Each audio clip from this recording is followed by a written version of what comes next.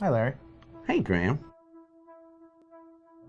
Hi, my name is Graham Resnick. I'm a filmmaker, writer, director, sound designer, and I started working with Larry Fessenden about 10, 15 years ago through my friend Ty West, who I grew up with, and have done a lot of sound design with on his films. And he was producing Ty's films at the time, and Ty introduced me to Larry. Larry produced my first feature, and we've written together on several projects. My name is Larry Fessenden. I'm a filmmaker.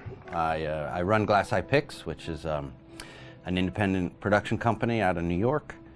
We make indie movies, a lot of scary movies as well. And I got a call to audition to write this video game.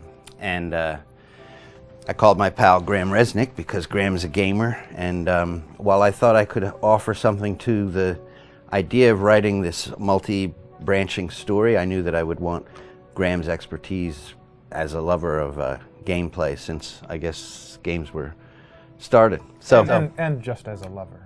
And as a lover, yes. Which is why there's so many sex jokes in the game. There was one Italian website that did say the Larry Fessenden right. and Graham Resnick, the two lovers behind Until Dawn. Come here. Maybe I know how to handle you too.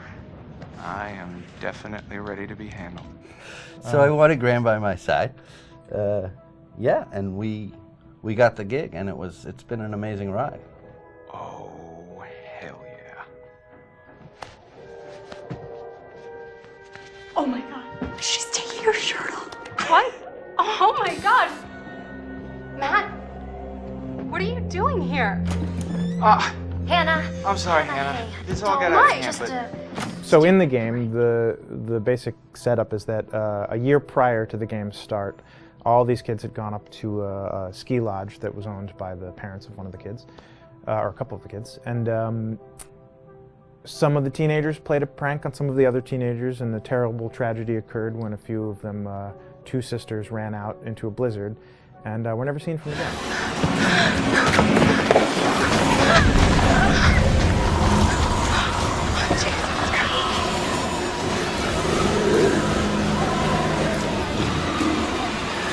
So now, a year later, this is kind of torn apart, this group of friends. They've gone through some trials and tribulations in the past year. The brother of the two girls has had a lot of psychological issues, and to kind of help him cope and help them all get over it, they all returned to the lodge a year later, back up on the mountain.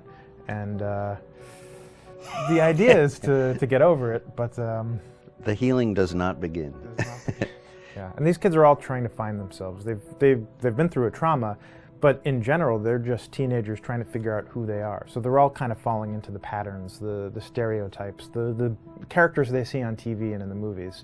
I think we were very interested in taking genre tropes and kind of making them sort of refresh them.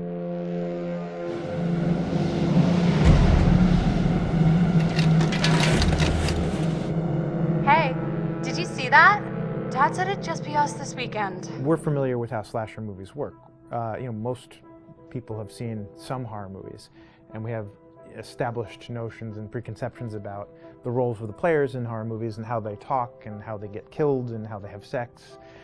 And to bring you into the game that way and then subvert a lot of those expectations was kind of our goal. They're haunted by some incident that happened in their past, which I think you pretty much figure out that that's going to have a role in their interaction.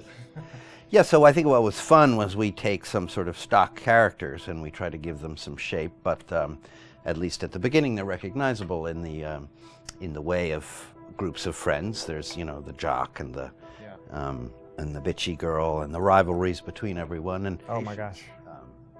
And really fun characters too. Like we just had so much fun living in the minds of these characters through writing the script.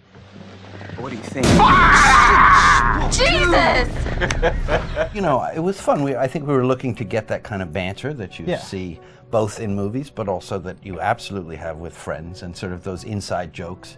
And of course, as writers and as friends ourselves, we sort of developed little tracks, and we try to give the characters that kind of vibe.